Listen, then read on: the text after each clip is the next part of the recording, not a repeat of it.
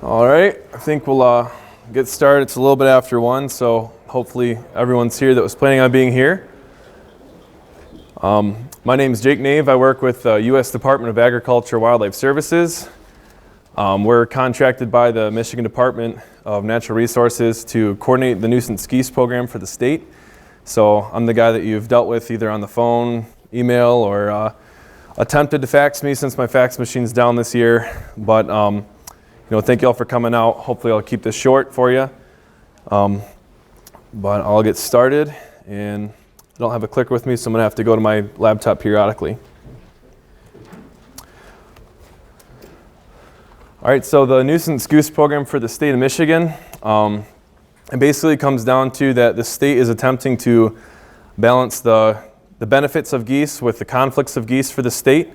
Most of you guys are going to be here today because you're experiencing conflicts with geese. The statewide abundance of geese is managed by mainly hunting, but in your areas, most likely hunting is not an option, so you have to look at other methods.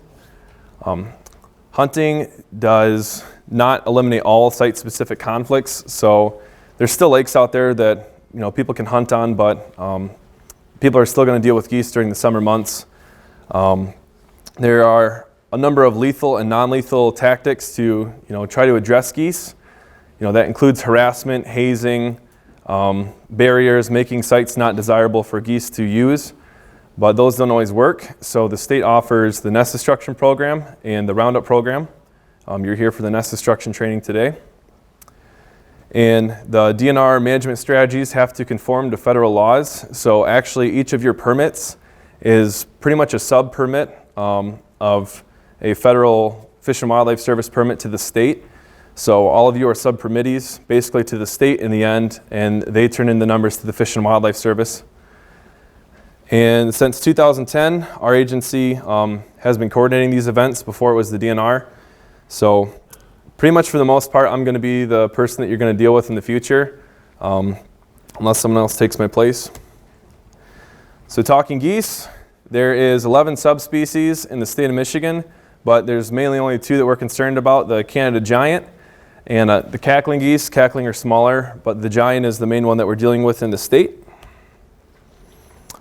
Some goose biology. So the females are going to be smaller than the males.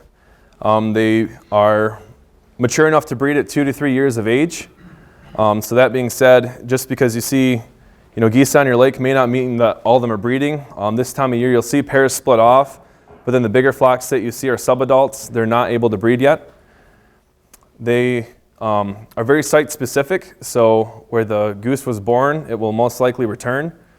A lot of lakes will see the same exact pairs in the same location every year during the nest destruction program. So if everything goes according to plan, hopefully you manage the population down to a certain number and it stays at that amount of pairs. But you're constantly going to have new geese come in. This program is not a get all the geese off and they're never going to come back program. You're always going to have geese. It's the way it works with wildlife. And they fly, which doesn't help.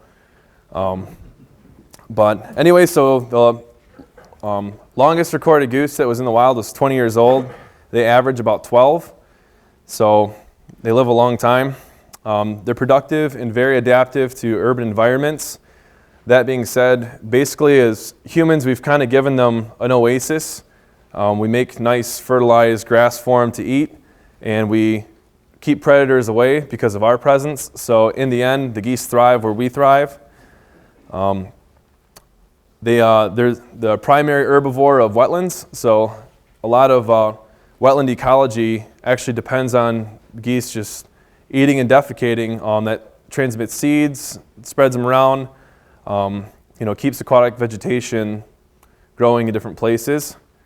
Part of their biology also, just like ducks, but for a longer period of time, that they molt their flight feathers. So in the summer, some of your lakes participate in the Roundup program, and this is to deal with geese that are molted in your area. Usually it's timed out around the same time as the young are fledging and developing their flight feathers. So when you see feathers around your body of water or in your parking lot, it's not because a goose got mauled, it's because it just shed its flight feathers. And then migration is variable, but a molt migration is well established. So a molt migration is when the geese are basically moving to an area so that they can molt and be safe for a long period of time. So you may have a group of subadults that frequents, the 5 lakes around, but they're going to pick the lake that they feel safe as to molt and basically be there for a long period of time. So you may not have geese in your area right now during nesting, but that doesn't mean that you're not going to have geese in your area when they're molting.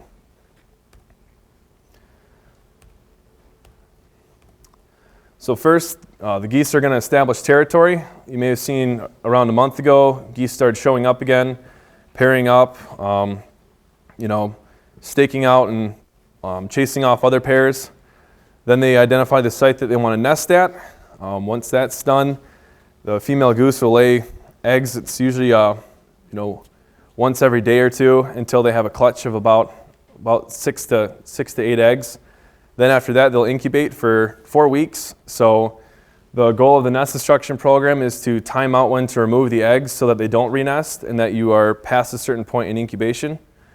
And behaviors vary in terms of defensive territory. You might have a goose that's nesting next to a door in your business that doesn't do anything to anyone that walks by, just hides. You may have geese that are attacking people before they've even established a nest. So like I said, the molt migration, this isn't the traditional migration north that we see in the spring. It's based off of, basically a defense tactic.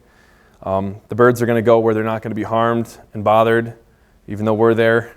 But and this includes non-breeders and then also failed breeders. So, one of your goals in this program is once you've removed all the active nests from the site is to discourage the geese from being in your site.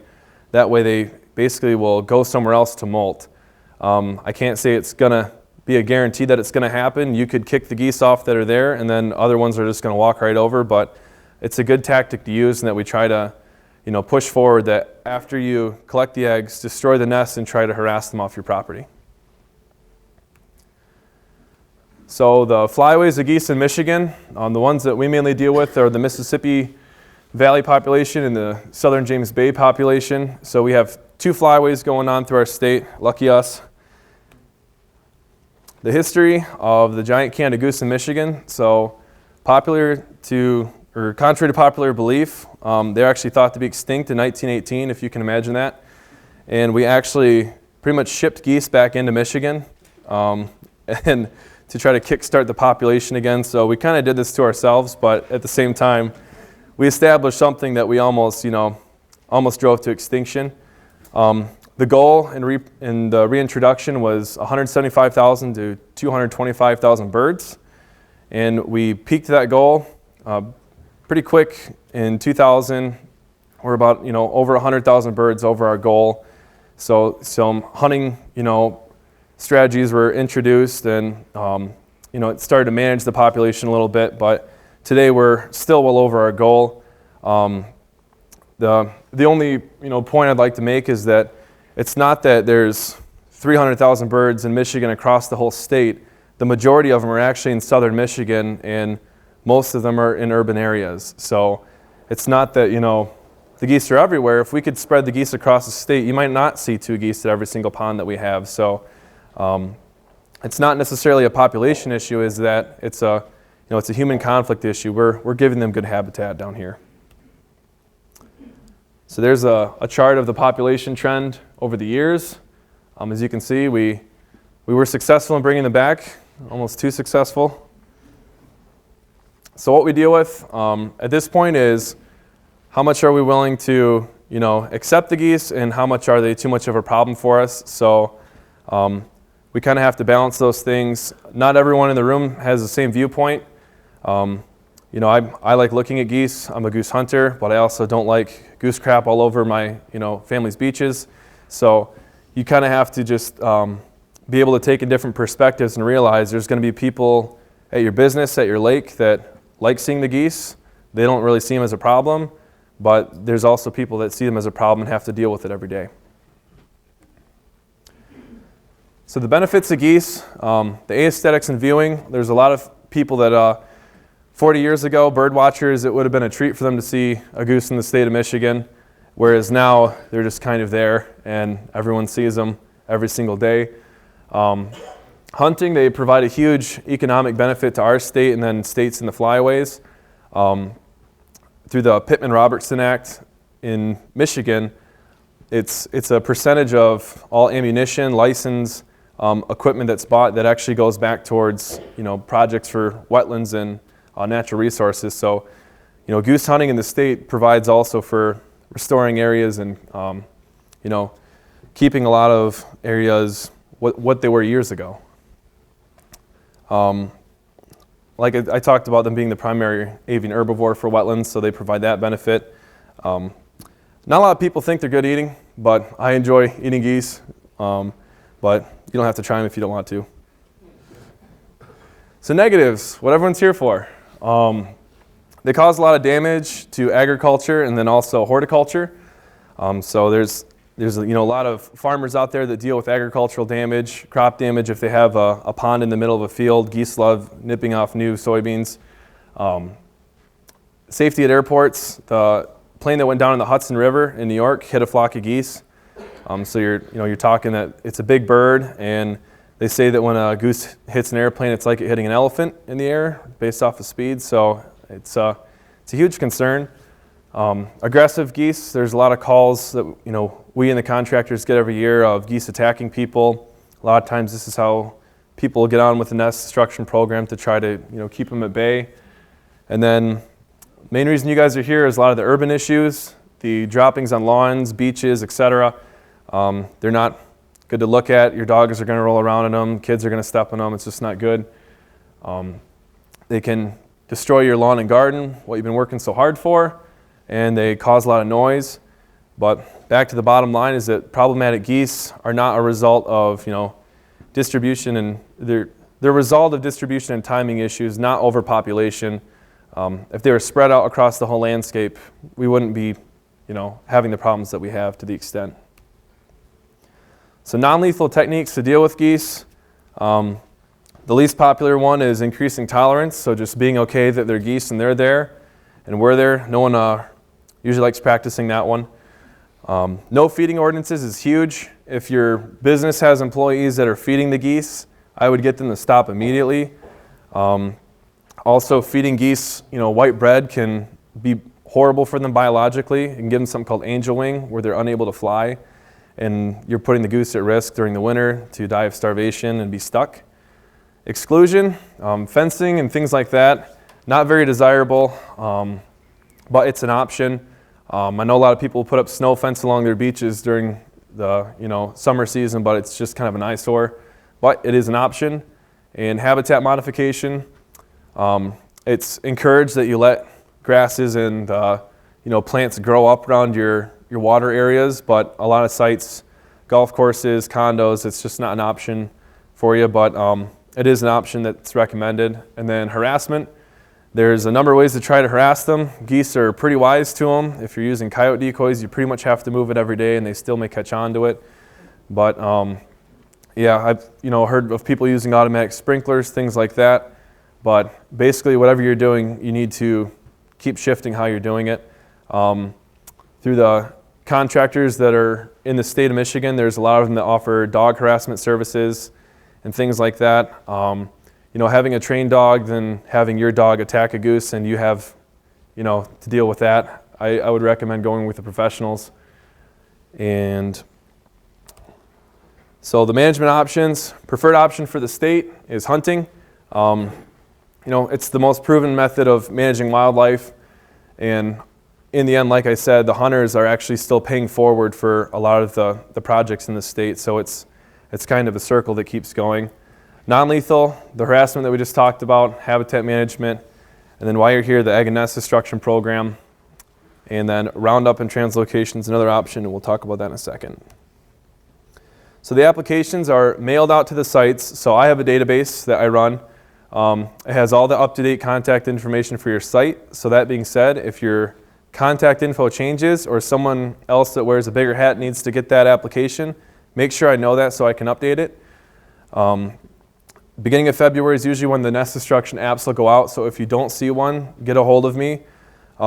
It's on the applicant in the end to get me the application on time. It's a courtesy thing to do to mail out every year, but in the end, it's your responsibility to make sure I get my paperwork from you. So, and they need to be filled out entirely. So, if there's someone that's the contact for the site, that I go there, and if there's any problems, I need to talk to so and so. They need to be listed as the contact. The applicant can be the office person who's in charge. Site names. I know it can get confusing sometimes, but in my database, I keep the same name for you. So if you're at, Rodney's Ice Cream Shop and that was the first time you applied, I'm going to have that in my database. So if it changes to something else, then I need to know that. And keep the site name the same through the years if you can. So the different kinds of permits, single family residence, so you own all the property around your house and you have geese on it, then you can apply for a single family residence permit because you have the hearsay over your land. A commercial business, same deal in terms of ownership. The commercial and business owns all the land. So, apartments and condos, when you own that pond and you manage it, then, you're the sole owner. You get to say what goes on there. And then lake association. So this requires a petition or resolution. Lake associations are basically if any water and land around the water is split up, then you have to either get a township resolution or a petition from 70% of the ownership. Not 70% of the people, but the actual ownership. So if you own half the pie, then you get half the say for the lake. And all these permits are free. Unlike the Roundup permit, there's no fee tied to this. So if you want to do the work on your own, then it's a free program. The Roundup applications have a $200 fee. So you must be deemed eligible by the state. The list of eligible areas went out in the beginning with the permit applications. It said that you must have tried non-lethal forms of harassment. Most times everyone has, it's just you can't get rid of the geese. And then you have to have attended the training, either 2010 to present. Every one of you in this room from this day on, if you're with your site does not need to send another person. You don't have to sit through this again. So don't think that you have to come back every year and see my smiling face. You don't. And then applications are due March 31st every year. So the petitions and resolutions, they can be valid for up to 5 years, but it must state on the petition or resolution how long it's valid. A lot of townships sometimes get the math mixed up and they'll say, well, this year is 16, so add 5 to 16 and that's 21. It's actually 16, 17, 18, 19 goes to 20. So make sure you know, because the next year if you thought that it was 1 year and legally I can only keep it for a certain amount, you may be in a rough spot. Like I said, the petition must represent 70% of the ownership, not necessarily the number of homeowners, but the ownership around the body of water. So if you're getting a petition for your area and there's people that live inside of a landlocked spot that aren't even on the lake, you don't need their signatures. You just need the ownership of the water. And then everyone needs to be notified in the lake or the homeowners association. So whether it's a bulletin that you post, just let people know what's going on. It's going to save you and it's going to save law enforcement a lot of hassle in the end that people know what's going on this year. So, and then also in the petitions and resolutions, you must acknowledge that birds may be killed. This hasn't happened since 2011. Last year we, also dealt with like 10,000 birds being relocated and they all had places to go. So it's just an acknowledgement. It keeps everyone, safe in the end. So each year recommended dates of collection are provided. This is based off of data from the past, and then also there's DNR staff that look at eggs and see how far they are along in the incubation. They need to be collected late enough in the incubation process to be effective and prevent renesting. So if you walk out with your permit right now, say I got my permit, I'm going to go and collect every single egg on my property right now, and they weren't 2 weeks in incubating, they're just going to renest, and it's probably going to be somewhere where you can't find them this time. So patience is key in this. It's good to flag nests and keep track of which ones are however far along. That way they're not going to renest on you. The permit's good until May 20th, but usually people are done by the end of April if they do it properly. So this year, not 18 but 19, the dates are April 13th and 27th for the recommended dates. Like I said, you can still operate anytime you have your permit now until the end of the permit life, which is May 20th. But this is when the state recommends that you at least check and see how far the eggs are. Like I said, if you follow the dates normally, you're going to be effective. So develop a plan. I would get as many people as you can to go and look beforehand. If you already have been looking good, keep track of where they are. A lot of years, they're going to nest in the same exact spot. Believe it or not, there's some lakes that know I got 5 pairs and here's where they're going to be. Just have to time it right. So the trained representative must be present at all times during egg and nest destruction. So this doesn't mean that, you have to go and follow the contractor around when they're doing their work. It's just that, someone needs to be on site that day that knows what's going on, knows what either your people or the contractor should be doing. And then participants must be 18 years or older to handle eggs. You can have the younger generation help look, but to handle the eggs, you have to be 18 or older. So what to look for? Pair of geese, a single goose sitting on a mound of vegetation or something, or a single goose on guard. Sometimes they're easy to find. They're right next to trees, in the grass, next to buildings, parking lots, and then sometimes they're not easy to find. Like this one, it's in the crotch of a tree. They will get crafty and start nesting on rooftops after a while, inside of landscaping pots, all sorts of stuff. So if you have anyone on site with a drone, that is a great tool to use. But if not, just get crafty and think where you wouldn't look to look. So there's an example. This is on a balcony in some landscaping. Not a probably traditional spot that you would think a goose is going to nest. So how to approach them slowly. If you antagonize the goose is going to antagonize you, so just be calm.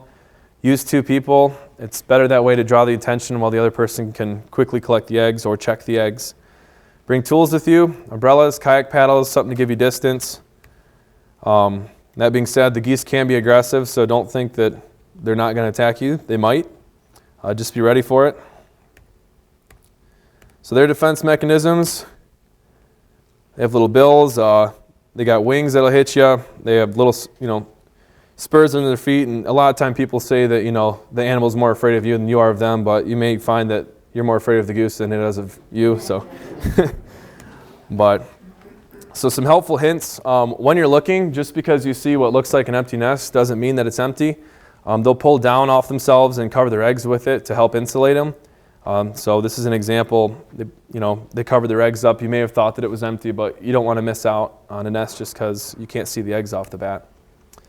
So check the egg temperature. Cold eggs means that the goose is not incubating them yet. If you have the luxury to be able to check your nests every day, then that's great. If not, that's why the DNR tries to give the recommended dates, so you're going to hit it right if you at least go those 2 times.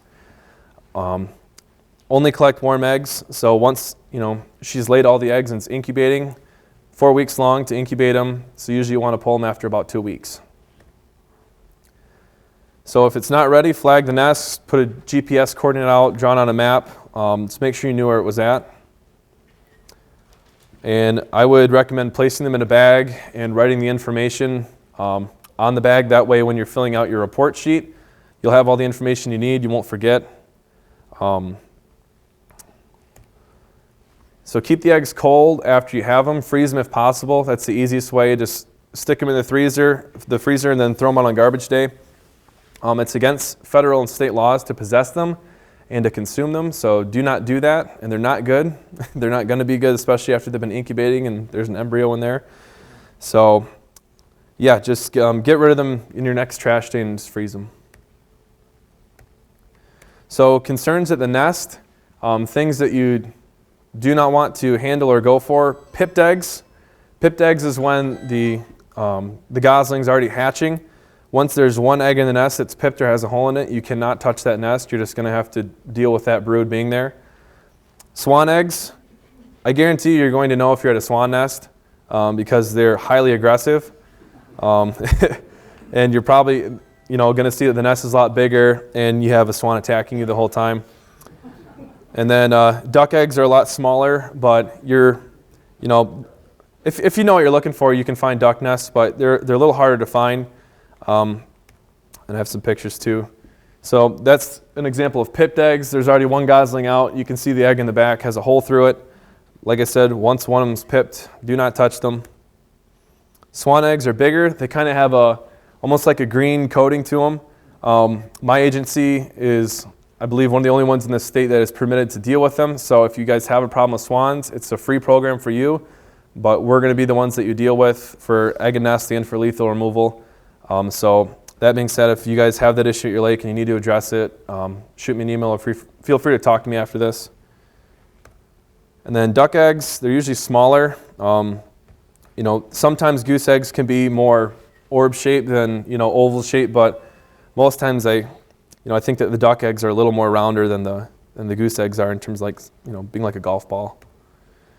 So data sheets, these are very important. I must have them by May 21st. I'm going to work on fixing my fax machine by then. But email is always going to be the best route for me. If you want to mail me a hard copy, just make sure it gets to me before May 21st. If your lake has already sent me a sheet and it's still within the permit period, you guys can still do the work. Just send me an update. So if you think that you're done in end of April, send me the sheet anyway. And then if you have to deal with, well, we had another nester come in May, then we'll deal with it then. But just make sure you get me a sheet. Keep a copy for yourself. I like to think I'm good at what I do, but I'm not perfect. So if down the road, if I ask you for a sheet that I didn't get it, it's always good to have one, even if you send in the email or fax it to me. And then even if you don't collect any eggs on your site, I have to have a data sheet because in the end, I don't know if you collected them or you collected 100. So I have to get a sheet that either says, zeros or no nest work done or no nest on property. So that being said, I have to have a data sheet regardless. If you don't turn in a data sheet to me and I don't have it by the deadline, you may not get a permit next year. So if you hire a contractor, I don't have any problems with contractors at all. They are always on top of their stuff in terms of getting me data sheets. But that being said, it is tight to get me the sheet in the end. So, I get them from them. It doesn't hurt to double check with me if I got one. I'm not going to be mad that you called me and made sure that you're getting a permit for next year. So after egg and nest destruction, like I said, harass the geese. Try to get them to leave your site before they molt and prevent reproduction. Some examples of some lakes that have done nest destruction. The blue is the number of geese on site over the years, and the red is the egg removal. So the more eggs you remove, the less geese you're going to have over the years. Some sites have a huge success rate and drop it down to, only a certain number of pairs. I know one that we visit every year. The guy has 5 pairs of geese in the same spot every year, and he used to have hundreds. So the permit does not allow anyone to trespass or access property not listed on the permit. So just because on your lake, you got the resolution, you got the petition, or you're in a business, doesn't mean you can go to every wetland that's around you. If you don't have permission somewhere, you can't go. So if you guys are here for Lake Association, I would stress to know where you're allowed to go. Map out the nest that you have in the beginning, and if you have to knock on someone's door, do it.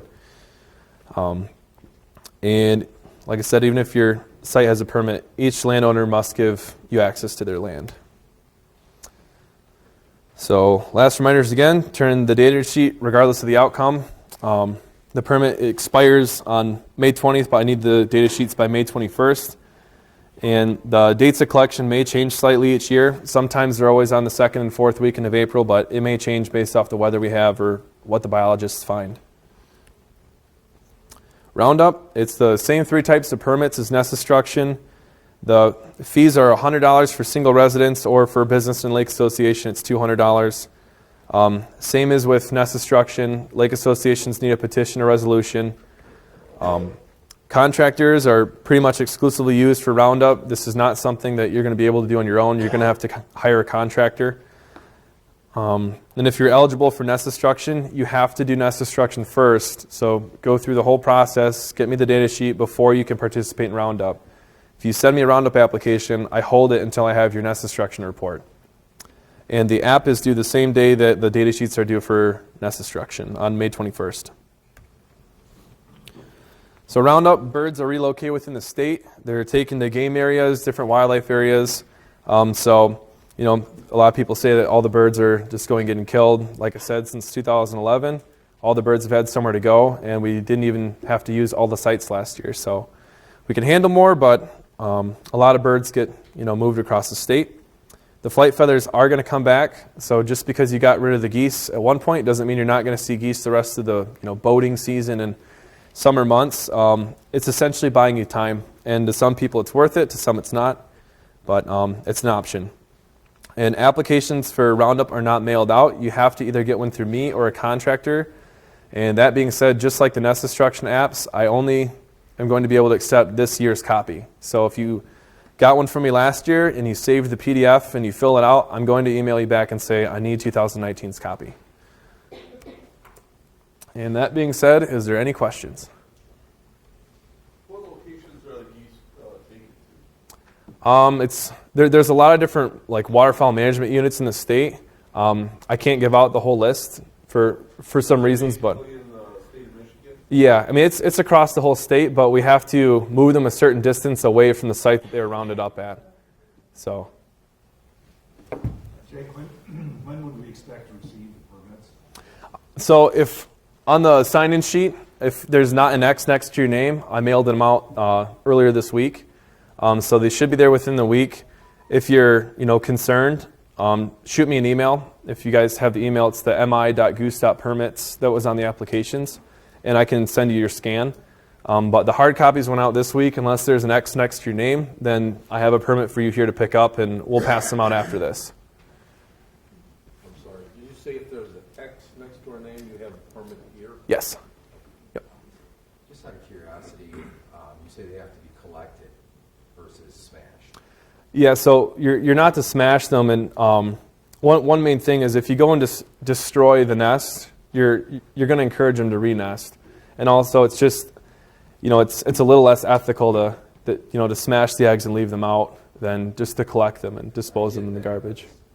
But and then a lot of people used to shake eggs, but it's been proven that it doesn't always work. To shake the egg, you would think that you would break the yolk inside, but they're pretty persistent. So the most effective way is just to collect them and freeze them. I heard that the average goose drops about 1.5 pounds of poop a day. Is that about right? I've never kept track myself, but I believe it. I don't know the specs on that. I don't want to, but but no, I definitely believe it. Yes. I have 7 sites, and I went out last week to check them, and we didn't find a single nest that we have gone to before. Are they behind schedule? I think that last year it was colder this time of year, and I thought it was going to be farther back, but it was like the first week of April last year at down by Point Moulier, we saw some hatchlings, which is strange to me. You may have them nesting around your area. If you've seen them in the past, they just may not be here yet. If I like to know too, if throughout the years going, if for some reason you didn't have any nesting go on, and then all of a sudden they're there past that permit date, it's something that we want to know as well in terms of mapping out permits, seeing if we have to do something this year. We had some sites last year that were later, especially the northern sites, like up in the UP. We have some areas that do it, but I think it's later this year. I've talking to some of the contractors too. They haven't seen any full, incubating nests yet. So, and you may not have any. You may luck out, and you may have some walk over after. You just never know. What were those collection dates again? April 13th and April 27th. Yep. And like I said, those are just recommendations. So, if you guys go out and your geese are earlier along than everyone else is, once you have your permit, you're able to operate. But it's just key to wait 2 weeks, just be patient and wait 2 weeks, and then collect the eggs to try to be successful. How do you know when they lay them? You gotta found a nest on the roof and it has eggs in it. Like I said, you're waiting for about 6 eggs, and you're basically going to check them for warmth. It doesn't necessarily matter to look and check each individual egg every day. I still would, but once they're warm is when they're incubating. That's when you want to start keeping track. So if you go out today and there's 5, and then they're cold, and you go out tomorrow and then they're warm, I would keep track from tomorrow on 2 weeks out. Why do we have to wait 2 weeks out? So you're trying to time it out basically to where the adults have invested enough time into incubating the eggs. That way they're not going to invest more time. They're just going to be failed nesters for the year, basically, and not try to re-nest. So you want them to get to a certain point. Otherwise, in their head, they're still going to be triggered. I need to build another nest. There's still time. So if you wait 2 weeks into the incubation period, then essentially they're not going to think in their head that they have enough time. How far will the geese return? So how far do they have to be removed from the second location where they want to come back and then they look and they're going to come back? How many miles do they have to take? And the second question to this is in the 1918 migratory, federal act, has that ever been re-looked at? Because we do have loose, population increase? I don't know the information about the act, but in terms of bird movement, I mean, you would, and I've been curious to do a study in the future with the DNR in terms of maybe picking some sites and seeing, in terms of roundup, how far they are coming from where we've taken them. We do work at airports a lot, and we trap and relocate raptor species. And I can say that overnight, last year, we had an owl that was relocated in Chelsea, Michigan, and it flew to Grand Rapids overnight. So if they can fly within a day, but you may not have the same group back unless you probably had some kind of collar on them that you could see with binoculars. You wouldn't know if that's the same geese. Like I said, you may have geese taken from your property and get geese from somewhere else that are next door when they can fly. So. The Canadian Wildlife Service recommends breaking them on the nest or on the property beside the nest if it wouldn't be an eyesore for that property. What is your objection to breaking them on the nest? So like I said in the beginning, we're contracted through the state of Michigan, so I just follow the state's guidelines. I can't speak on the state's behalf. So I essentially just operate and give the recommendations of the state. And they do not want you to break them on the nest? They want to remove them? No, they want you to remove them. If you're out looking for the nest and you keep track of the nests, to help prevent the goose from being quite so aggressive, is there anything against having leashed dogs with you? If a lot of people will have, dogs as an option, but you do not want your dog getting a hold of the goose. And that being said, I can't speak on it as much of, an expert as the... In the yard all the time. Yeah. Dogs out, the geese leave. Yeah, and the contractors... Good way to get them off the nest if they're leashed. The contractors have more experience with that. I've never ran dogs before for geese. I just, know it as an option. Some of them are here in the back, so if you'd like to talk to them about it. But the main thing is that you don't want ever to have your dog get a hold of a goose and have a neighbor or someone report you. You would want the trained dog to be there. The dogs they use for the most part are border collies. They're trained herders, and they obey commands. So it would be a big hassle to have your dog ever get a hold of one. But if it's on like a cable that you have and it's able to run without getting to them, as long as it doesn't harm that goose. Yeah. Yeah, and it's the same thing with different harassment techniques. There's people that use bottle rockets and things like that to scare off geese. As long as you're not harming the goose or coming in contact with it, you can harass the geese. But Thank you. Well, 2 questions. Yeah. As long as you're not harming the geese, when the geese attack you, all bets are off. Technically, I believe you're able to defend yourself. Does the pair take turns incubating, or is just the female and the male standing around watching? I believe that the hen is the one that sits on the nest for the majority of it. But and to get back to your first question too, so it doesn't happen that often, but there are cases that we have every year of aggressive geese attacking people. Usually we want those sites to get involved with nest destruction because it usually will work and help prevent some of these things. But either through a contractor, you have to go through your local biologist to get a permit to remove an aggressive adult. The majority of them are always at schools, pair nested next to a school entrance, and they're attacking children. So there are permits available to be issued to have that bird lethally removed. Usually it's just the aggressive male. But it's not the most desirable route to go if you can prevent it. But like I said, I know that you're able to defend yourself if you're attacked. But with some of the recommendations like keeping the distance, hopefully you'll prevent that. But Males do sit on the nest. switch on and off. But I think, They don't have as many blood capillaries that can actually generate the heat to incubate it. Mhm. They can hold it. yep. And yeah, and the swans will do the same thing and switch off. Otherwise, the female couldn't go meet. But yeah, if you do have a concern with an aggressive goose, I would say go to hold of your local DNR biologist for the area. And if you don't have that number, give me a call, and I'd be happy to help you. You talk about different tools to use, and we've tried a lot of different things, but we've had really good luck with a roof ring. In terms of keeping them kind of away, Because it's 20 because they're wide. Yeah, It's 20 feet long, so you never get close to the geese, and they stay away. You have to kind of circle it around and keep up the perimeter, but it works really good. yeah. Mm-hmm. Yeah. Sometimes they'll have ones that'll just step off, and you almost think that they're bad parents, and but then you'll have ones that are aggressive if you even get an eyesight of them. So whatever tool you're able to use, like I said, as long as you don't harm the goose, if you have something that works really well, use it. Is there a protocol for dealing with people harassing you while you're doing this, or do people call you and say, "Hey, these people are destroying eggs"? And that's why it's important, to let everyone around know what's going on.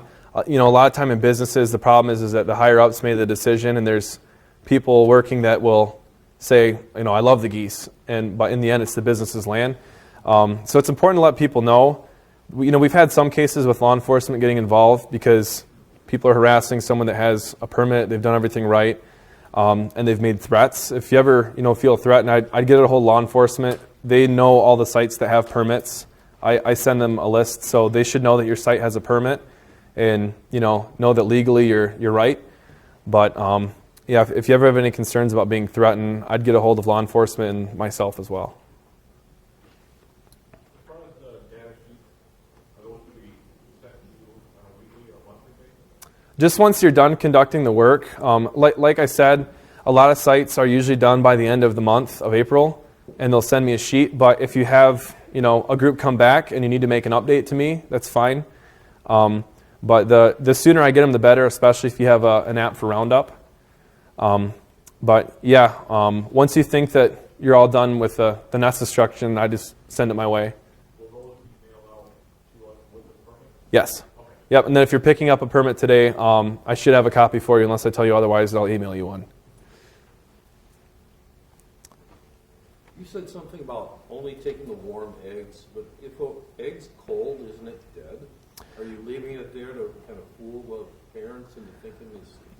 They should all be warm when you collect them, so there shouldn't be eggs left, and they've done studies before too with leaving like fake eggs and stuff, but it doesn't always work. So all the eggs in the nest should be warm when you collect them. There won't be partials, and in the beginning it's just that they haven't gotten done laying the full clutch yet.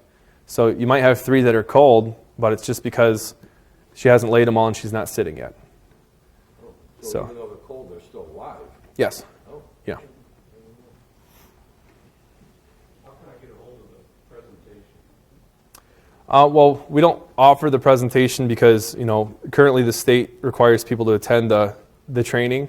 Otherwise, you would have people without permits that are they could be doing the work, and it wouldn't be legal. But the state is looking into an option in terms of offering it as a video in the future. We have the DNR with us today recording this, so in the future it may be offered as a video, but currently it's only available in class. So. I just wanted to educate our homeowners association board.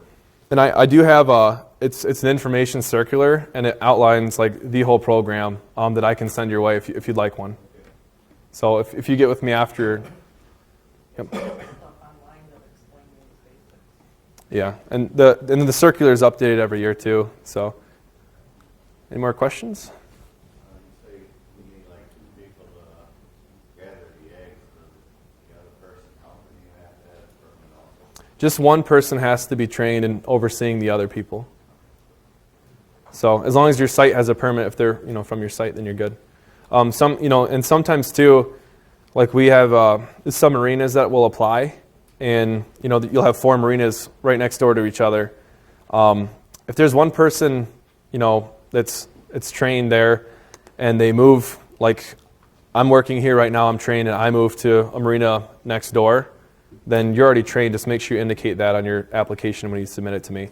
There's people that move lakes sometimes that they bring the program to their new lake. So, any more questions? You said as far as the permits go, well, the X behind your name, we weren't looking for the X behind our name. I mean, before we leave, if we don't come get the permit, you going to bail them out, or we all? Yeah, if I have you signed in and you didn't pick up your permit, I will mail it to you. Okay. So if you guys have somewhere to be, then I will mail it to you. You mentioned that you wanted the eggs removed and put into a freezer and then sent to the landfill for your garbage collector. Correct. Why freeze them? It's essentially going to, ensure that the egg is terminated, and if you keep an egg, until your next garbage day that's not frozen, it's going to stink a lot. Once they're no longer fresh and something's developed inside, they rot like no other. So it's just better to freeze them. Keeps the scent down. You make sure that the egg's terminated. So Break them on the garbage day. I would just leave them whole and freeze them and toss them out whole. So Next year, are you going to mail out applications, and we got to start this over? as long as I've gotten your contact information for this year, you're in my database for next year, and it should go to your site. If you don't see it by about the end of the first week of February, give me a call and I'll get you the form. But your current information should be in the database. Do geese, do they mate for life? Yes, unless the mate's killed, then yes they do usually. Geese and swans the same way.